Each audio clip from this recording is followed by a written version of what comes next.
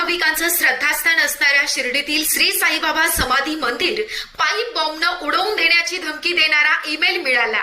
3 मे या दिवशी सकाळी अज्ञात व्यक्तीनं ईमेलद्वारे ही धमकी दिली आहे। हा ईमेल नेमका कुणी पाठवला आणि कुठून आला याचा शोध चालू आहे। याविषयी शिर्डी संस्थान आणि शिर्डी पोलीस यांनी अधिक माहिती देण्यास नकार दिला। या प्रकरणी मंदिर सुरक्षा प्रमुख पोलीस उपनिरीक्षक रोहिदास माळी यांनी शिर्डी पोलीस ठाण्यात तक्रार प्रविष्ट केली आहे। या धमकीनं भाविकांमध्ये भीतीचं वातावरण निर्माण झालं। श्री साईबाबा समाधी मंदिर परिसरामध्ये सुरक्षा यंत्रणा कडक करण्यात आली आहे। साई संस्थानला यापूर्वी देखील असे धमकीचे ईमेल आले होते।